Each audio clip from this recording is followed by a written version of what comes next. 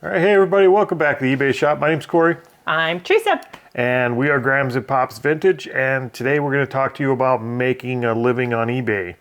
We've heard a lot about can you make a living, and we've heard a lot of yes and no answers. What we haven't really heard is How? How.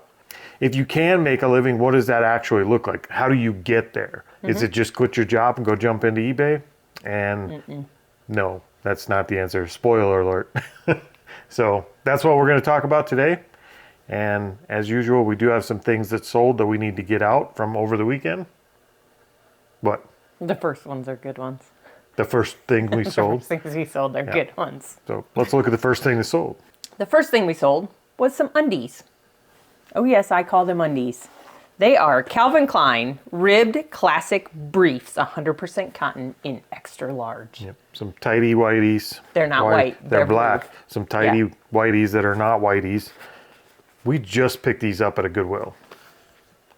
Yes, I did. I paid $3 a piece for each box, listed them, and they sold in about hours. Yeah. 8 hours. Yeah, it was just hours. She listed them last night. They sold overnight. So what'd they sell for? $18 a piece. $18 for one pair of underwear. $36. Somebody's getting some new undies. I never liked a pair of underwear that much. Okay, the next thing we've sold is we've been selling these for quite a while, but we sold some 1988 Topps football cards, the smaller white box. Yep.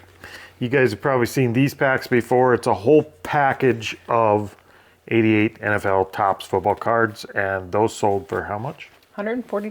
$140 plus shipping. Correct. I think the big problem most people have when they're asking if you can actually make a living on eBay or not make a living is they have the impression that they can quit their job and just go straight out and start selling on eBay and make a living. Make what they were making at their job. Well, and maybe you can, but it's like any other business, you have to build it first. It's not something you can just turn a switch on and you're there.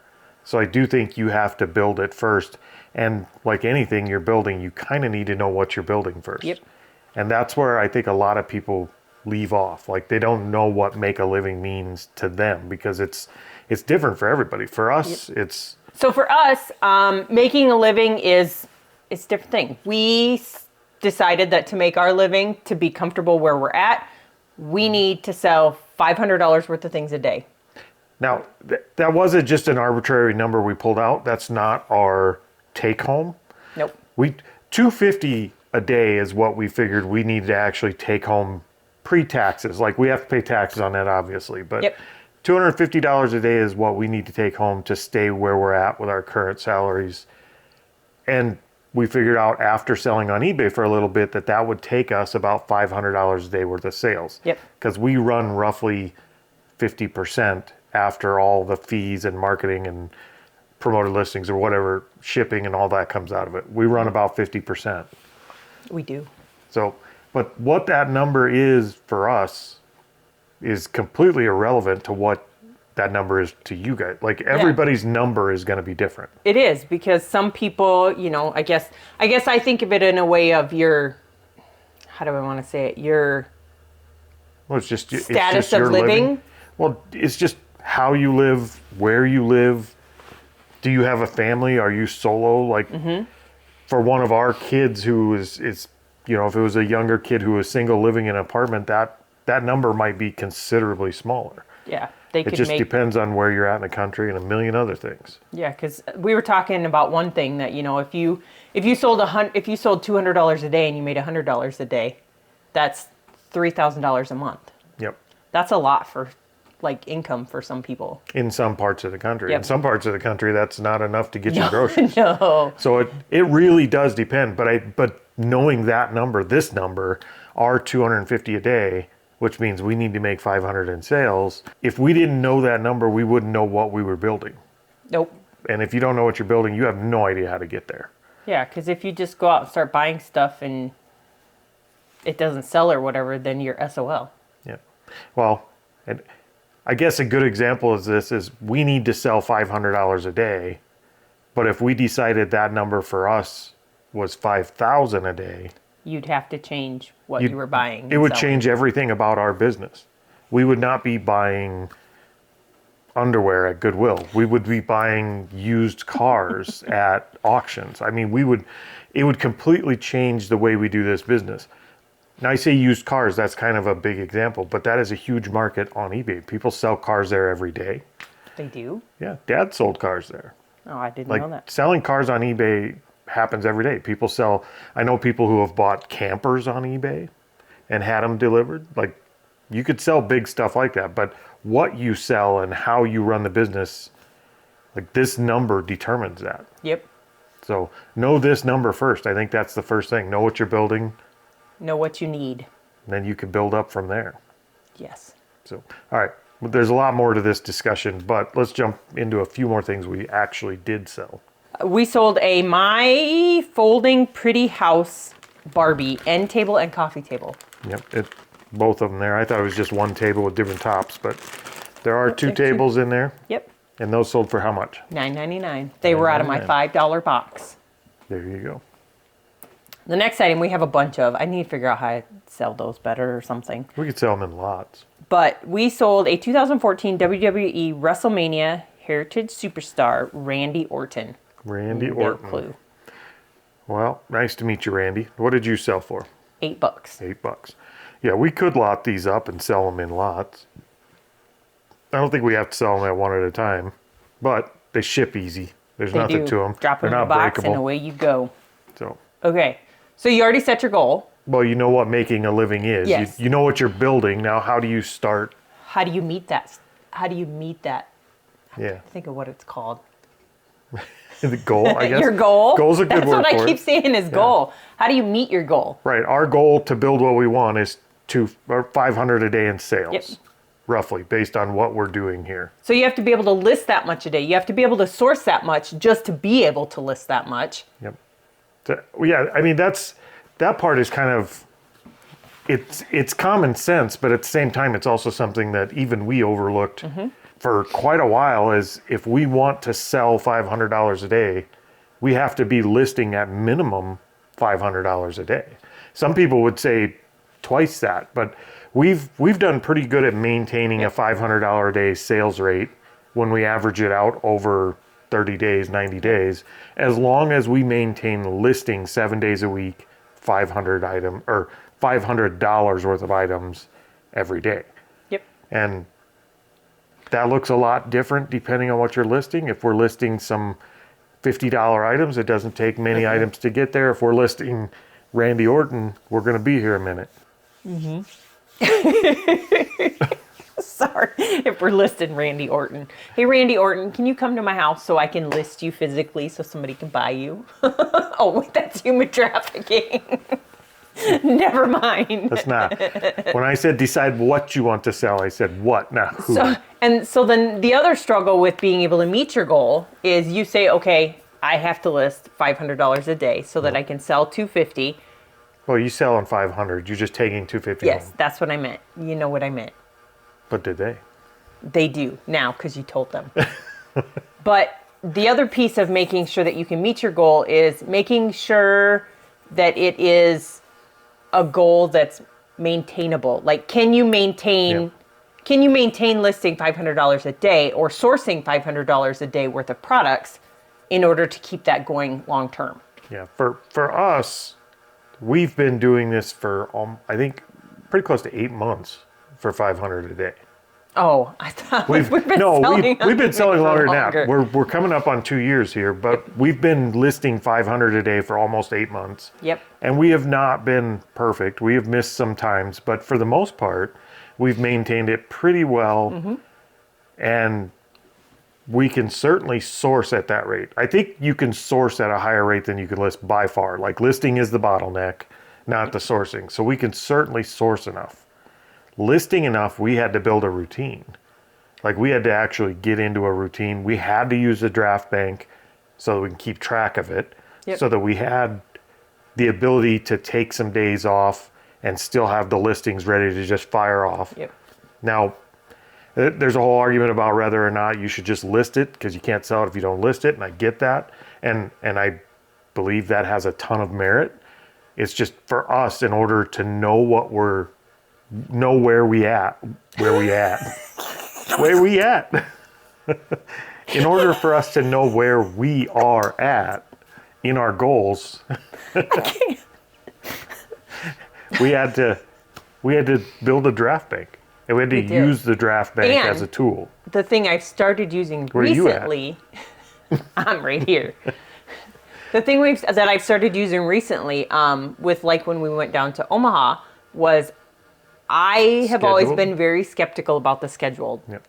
And I do go in and check to make sure that those items have listed for that day. But I have been starting to use the schedule thing.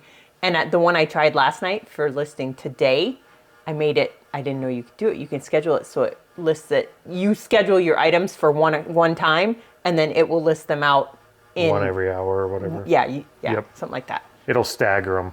Yeah, the thing I actually like about scheduled listing is a happy side effect, and that is when we list each one of them on a schedule, or when we push them out on the schedule, we don't get the emails. You don't get that ding, ding, ding in your email inbox. I like doing that ding, ding, ding, ding, ding. That means I'm doing something. I'm busy. Before, when we were listing these, 10, 20, 30 items a night when we were dropping them, for a half hour, you weren't going to do anything else but listen to your phone and your smartwatch go ding, ding, ding from emails. Yep. So when you schedule them, that goes away. You don't get those emails. But it's okay that way, but it's not okay for me because not hearing that ding, ding, ding, ding, You're ding. worried it didn't happen. I'm worried it didn't actually list. Yep. So I actually love that side effect because we know they are listing. We did double check. Mm-hmm. But I think the point of this whole section is you have to figure out, can you maintain that rate? It took us a lot of practice and discipline and building a schedule to figure out that we could maintain this rate. But I don't think we didn't do it day one. No. Like we couldn't have. We had to figure out what we could list.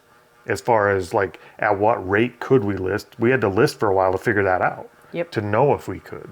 Yep. So you got to get in there. Like I said, this is a progression. You're building something.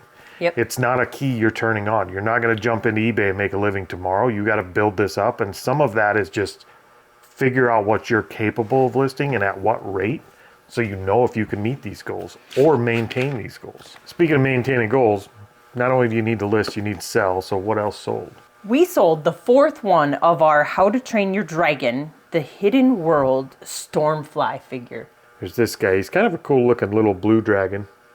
Now this is the cool part about us. We need to do the $500 a day in sales on average, but that allows us to sell lower ticket items like this as well. Mm-hmm. We still have to sell a lot of high ticket items, but it allows us to get away with selling cool stuff like this. We don't have to just sell used cars or something because we don't live in California. That wasn't very nice. It wasn't very nice. Okay, so Mr. Stormfly, he sold for $8.99. $8.99. But he was in a bag. Corey picked up a bag at the Goodwill for like $4, and there's one thing out of that bag I have not listed yet. I got to figure out where I put them. What is it? The little weird feely the creatures. Squishy things. Those are actually worth some money too. I don't remember, but yeah. All right, next we got this thing. Mm-hmm. I'm not sure what this is, but it's really noisy. It is. Is that a refrigerator or something? Nope, it is. From the Barbie Glam Vacation Jet. It is the serving cart and accessories. So the little thing they push down the aisle. Oh, it's for the airplane cart. Yeah. Okay, well that thing is terribly noisy with all kinds of little stuff with it. I'm going to put it down. Yep, it has the cart, it has the drinks, it has the food trays. Spoons, all kinds of stuff. That was in my $20 box of Barbie stuff that I bought. So what'd that sell for? $28. $28. That paid for that whole box on its own. And that'd be a light shipper. That'd probably ship for under 8 ounces.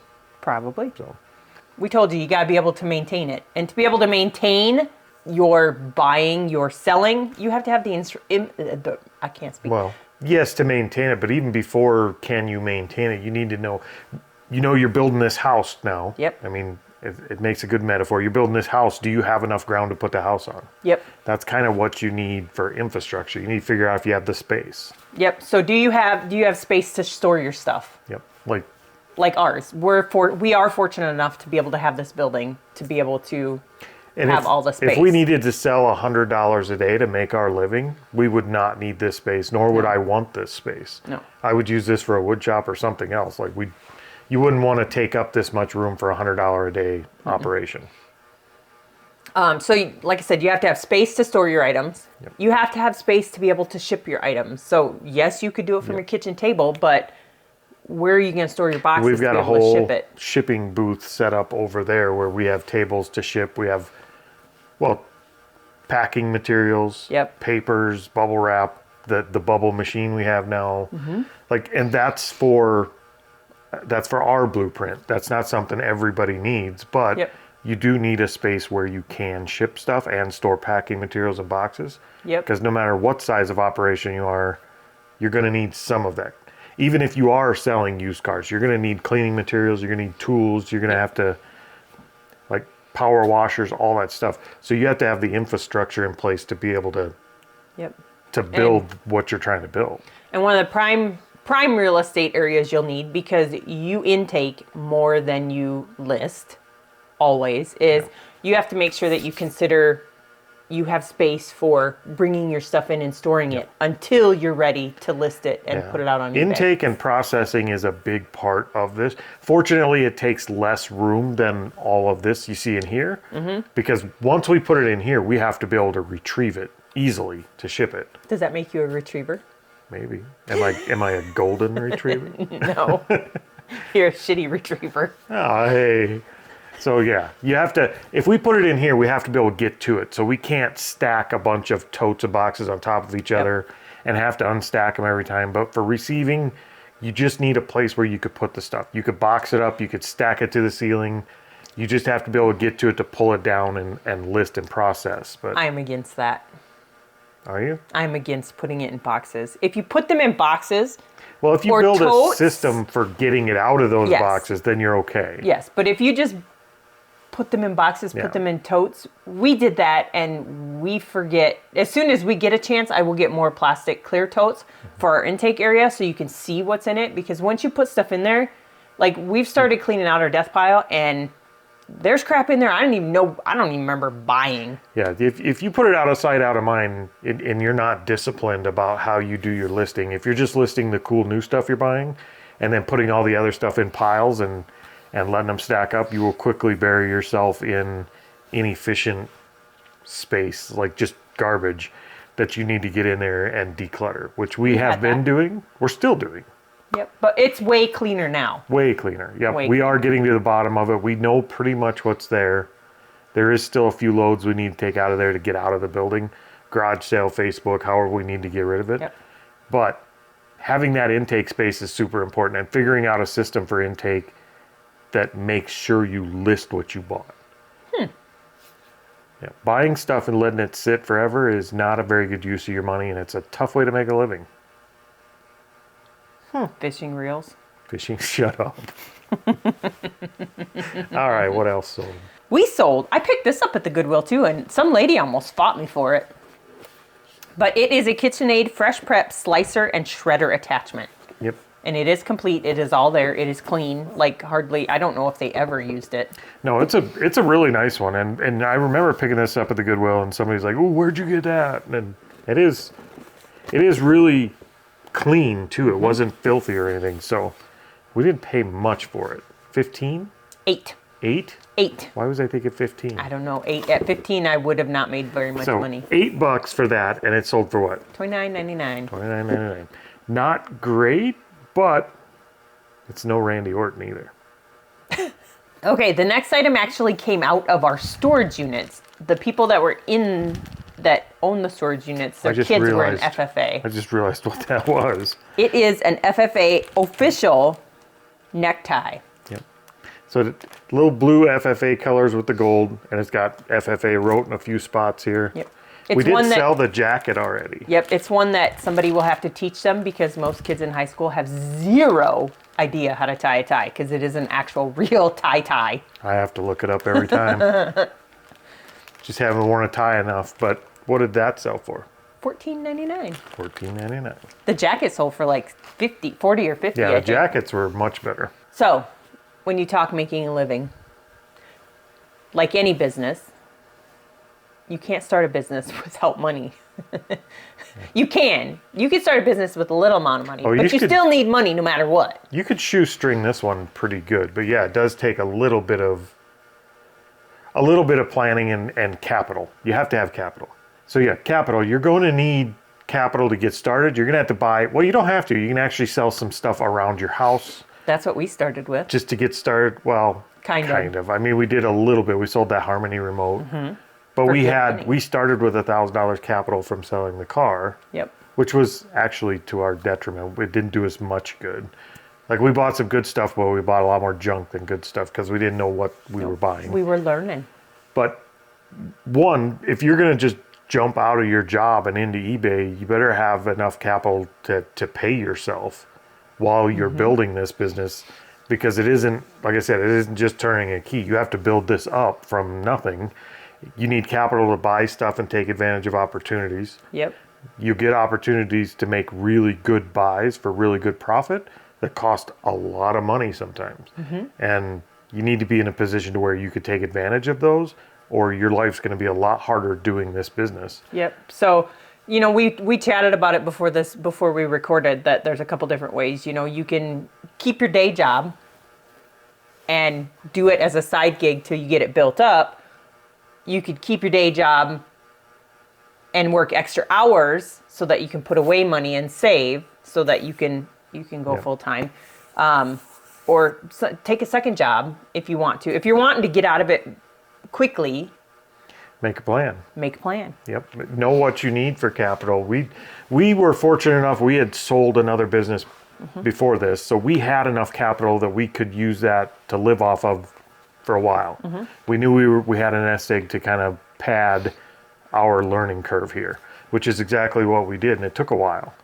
And once you're into it and you're actually bringing money back in and rebuilding that capital some, you also have to think about things like we talked about with the infrastructure. We had to buy a lot of shelving. Those aren't cheap. Like the shelves are expensive. Packaging, like bubble wrap, paper. Yep, packing materials. That stuff, which when we did first start, we used a lot of priority boxes. And we used a lot of boxes from we went to Dollar Generals and got free boxes and packing material. So that's an alternative. We definitely to be able to save some. Yeah, we came into it scrappy. Like, we were picking up free stuff where we could, which is a great way to start. It's not a great way to grow. At some point, your time is more valuable than that box, and you have to start buying boxes if you're going to scale to a certain size. But that capital is very, very important, and knowing what you're building, knowing what you need to maintain and what you need for infrastructure should give you a pretty good idea of what capital you need. Yep, and making sure, like, one other thing that we talked about was making sure that even if you're going to do it, you need to still build up that nest egg. Yep. So that if something happened and, you know, God forbid, eBay shuts off your account, or something catastrophic happened that you couldn't run your business for a bit, you have that money back up. And that's just common sense. Well, it's sound financial advice no matter what. I mean, if you had if you were working at a hotel and the hotel went out of business, you're in the same boat. So that doesn't apply necessarily to just eBay. That's just in life. Try to put a little aside, have a little bit of a nest egg just in case something comes up. There's no mystery behind that. But if you're going to keep running the business, and we talked about we need to be listing $500 worth of stuff a day, we have to be able to buy that stuff. Yep. And if it costs us $500 a day, we are failing horribly. But still, if we buy it at $100 a day to list $500 a day, we need to be able to afford to spend that kind of money every single day to get our inventory in here. Yep. That's a bad example because the margins would be horrible on that. Yep. But I'm just giving you some simple math. But yeah, you have to have the capital. So you can prove you can math? I have 5 fingers. I can go 1 to 5. That's why I said 1s and 5s. If you haven't watched before, that's a joke because we struggle at math. Oh, it's no joke. We suck at math. That's why we have spreadsheets and calculators. I love math. I just not up here math. And he can do it on the spreadsheets. Oh, yeah. He just can't explain it. Yeah. Okay, so maybe I don't love math. All right, what actually sold next? We sold some more Barbie stuff. It's been a Barbie day lately. It's a Barbie world. It is a Barbie. I don't have a Barbie shirt on today. I should have. We sold just a grab bag of Barbie hair accessories and barrettes. Yep, that there. So there's a whole bunch of, there's like one of them little tiara things. There's barrettes and I think it's mostly barrettes and yeah, little hair clips, all kinds of little hair accessories for Barbies. You called it. What'd that sell for? $8.49. So I decided to do There you that, go. then to try and look up what Barbie they all go with. I did that with a bunch of my shoes too. I wasn't looking up what Barbie each one of those shoes went No. with. So I just Barbie listed shoes them. were really good. They were. They Like go Barbie for. shoes, if you have the pairs and you put them in lots, they sell really good. Yep. I only have a couple boxes or a couple bags of shoes left. Okay. The last thing we sold was a VCR. We have not sold a VCR in a while. It has been a minute. So we sold an RCA VCR. It's tested, working. It comes with the VCR tape. Yep, we put a tape and cables with it. We shrink wrapped it all up, and we do test these. That's not shrink wrap. Well, it's cellophane. What do you want to call it? It's kind of not shrink wrap, but What do they call it when you saran wrap? saran wrap.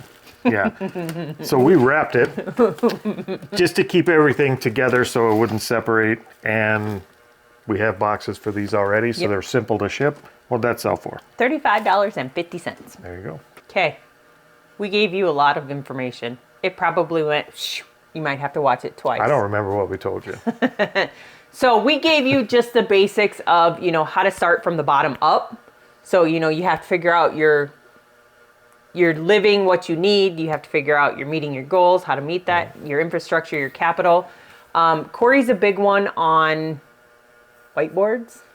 Oh, I love my whiteboard. Whiteboard it out, write down this is how much you need. There's actually one right behind this camera that you guys can't see. That's what we write our conversation on, but our talking points. I mean, if you go back to the metaphor of building a house, as far as making a living on eBay here, or building your eBay living, then if you're going to make that house, you got to build a foundation, you got to frame the walls, you got to close them in, you got to put a roof on it. Each one of those is kind of like the steps we just gave you.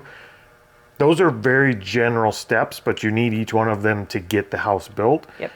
Now you need to put those on paper and figure out what little things need to happen to do each one of those steps. Yep. And those are the things that vary so widely person to person. You need to make them manageable so that you're not jumping in and you're so overwhelmed and you get burnout really fast.